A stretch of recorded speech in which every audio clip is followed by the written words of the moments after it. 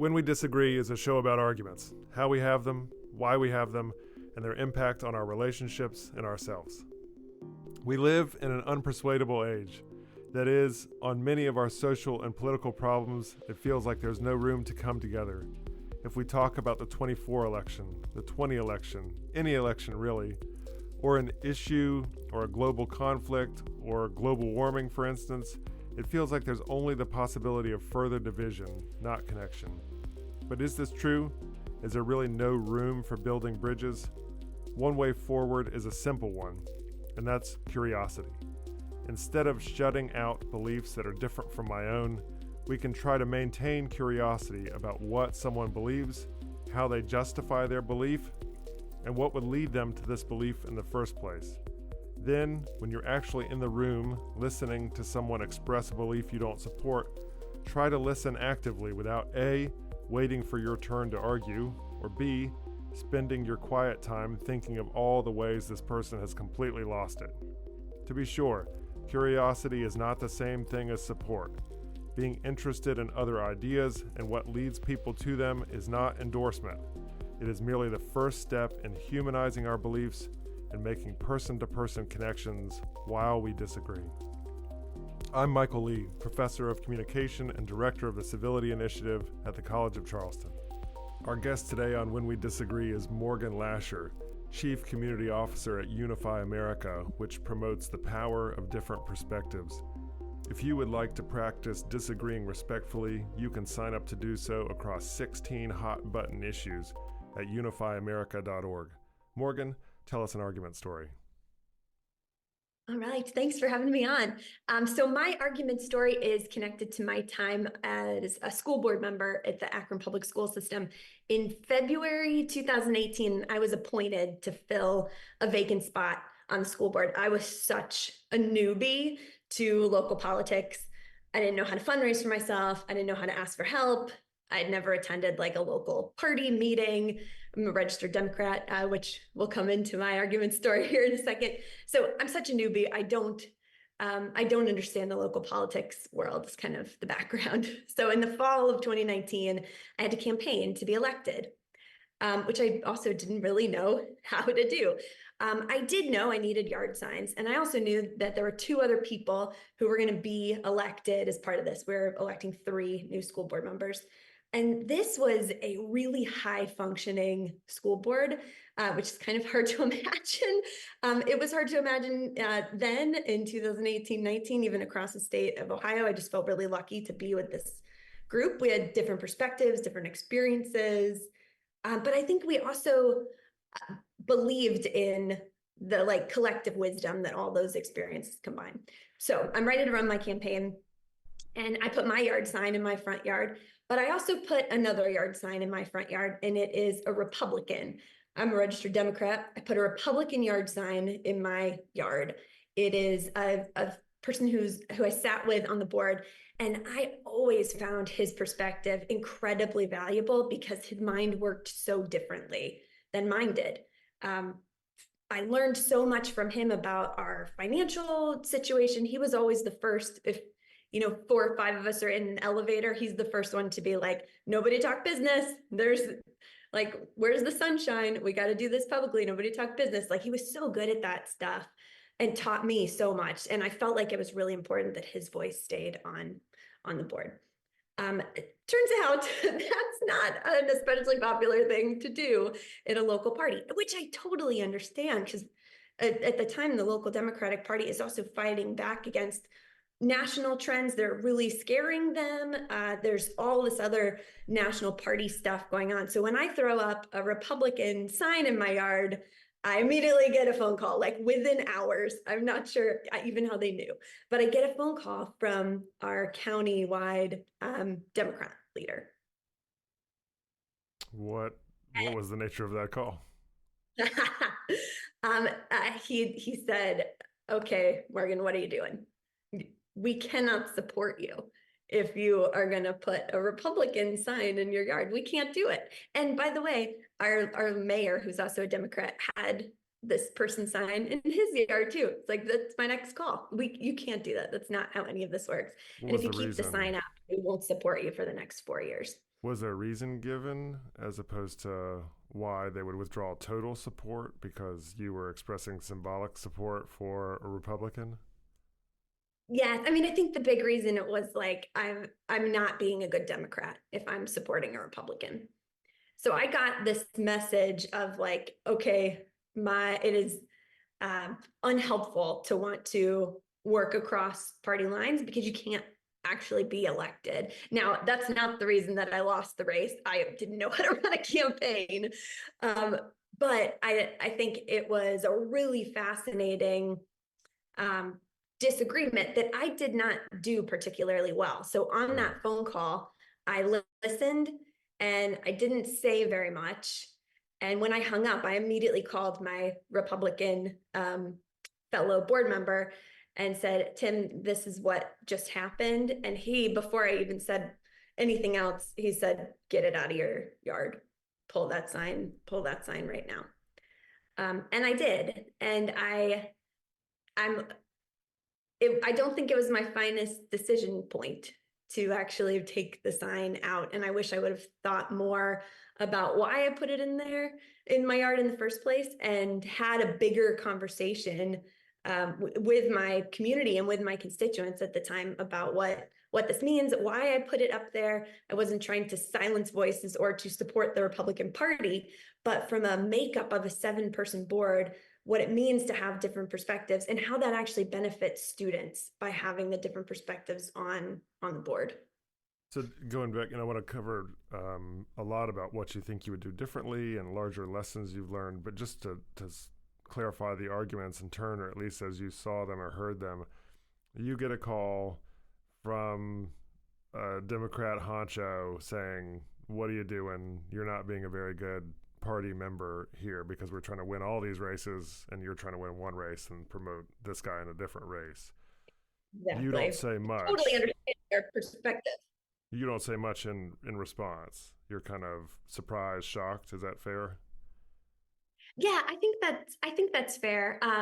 At the time I was, and now looking back, it's like, oh, I completely get that's the function of the party. I get it totally. And so I then have a you different perspective. call the I Republican get and say, "Look, I just got this crazy call. What do you think I should do?" He says, "Take the sign out." You take the sign out and then go on to lose the race anyway. right. And I would say I didn't even really ask him what to do. I like just quickly said, here's the phone call I get because I was kind of processing what I was gonna do. And he immediately said before I asked anything.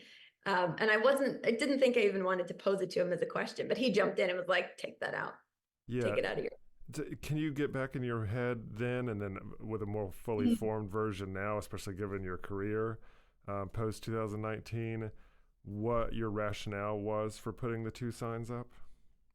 Yes, yeah. Um, so for me, our board was high functioning because we were all different and because we valued the differences.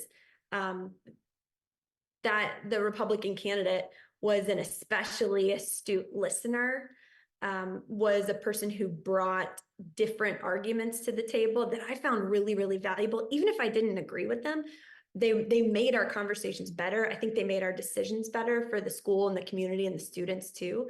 And he had like just a different way of approaching problems that to me felt really, really valuable. And this is a single, I think to your point earlier, it's a single election in this much, much, much bigger scenario. But it's interesting to think if this is happening on such a local, low stakes level, what is happening from a bigger state or national level in these same with these same kind of parameters of there is a bigger party that's saying we actually shouldn't be working together or valuing other parties' perspectives.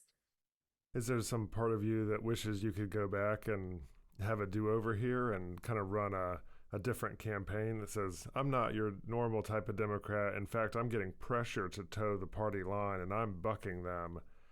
And here is a vision for a school board that celebrates, not negates difference." And make this a bigger public issue in op-eds, in speeches, in face-to-face greetings, etc. I'm really torn because part of me feels like I wish I could go and do that. But the other part of me learned so much from this experience that then propelled me to look for a career that I have now in the Unify America world. So I am not sure that I actually would have changed it because I would have been on a totally different path afterwards. And I don't think I had the skills to have those conversations in a really meaningful way at the time. I Take don't think I was as my thoughts weren't as fully formed as they are now about the power of the different perspectives that existed there. It was more like I thought he was an excellent candidate. And now I'm starting to unpack more and more about why that was. Take us through your transition from this failed campaign to your success at Unify America. Oh yeah, interesting. So at the time I ran an agency that supported locally owned businesses and nonprofits. That I felt like that was part of my what I loved about the school board too, because I kind of came in with a comms and community building background, which is something I think our school really needed at the time.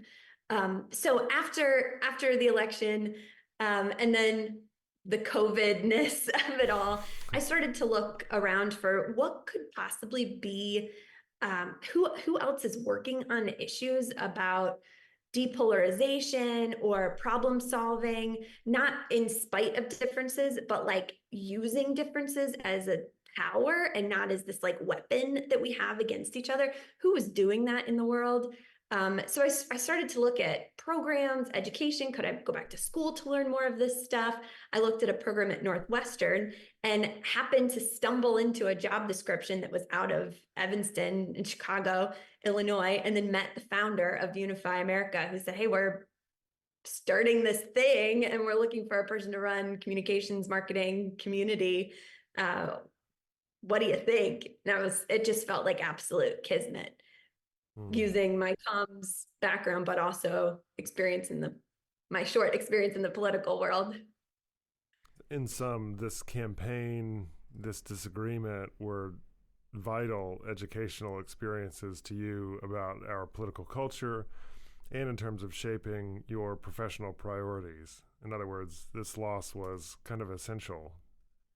Oh, 100%. It was absolutely, absolutely essential to me. I think there's the other interesting thing that I learned, and I'm saying learned in quotation marks because I don't think um, it is a learning that now I have unlearned later. But in that world, there were seven of us. And I mean, we had a $500 million budget because there were so many capital campaigns at the time happening. Like it was this huge, massive budget, so much information that I really believed that it was important for the board to understand this and make decisions. And I didn't rely on public input and public decision-making processes as much because I was like, there's no way that my neighbor is going to understand this giant budget. She's got no time to do this. Like I had a different perspective on what it meant to be a public servant. Like I had all this information and there's so much weight on making decisions based on this expertise and now information that I had access to, but the public didn't. So the other thing I'm now learning in the Unify America world is that there are so many other and better systems to help the public get more engaged, get more information, get more access to experts, that I think our politicians can do a lot more in terms of public decision-making processes that do more than just, 2 minutes at a microphone at a town hall, and more about a deliberative assembly kind of process to bring the community in. So I think my school board experience did two things for me. One, helped me understand the depolarization kind of functional issue that we have, but also how politicians, even though I was one for 2 years or so, feel like they are the only ones with access to this information, and how ridiculous and unfair that is from the public who also needs to know those critical pieces.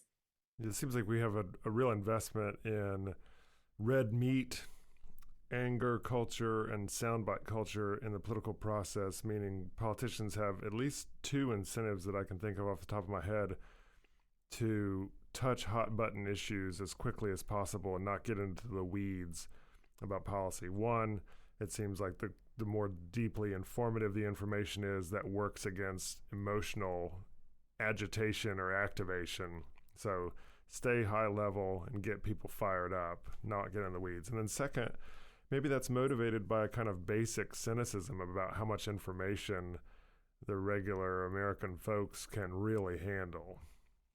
Yes, which is bananas. Like it was part of my job to understand that, but you pay my neighbor and give them time to understand it and ask questions.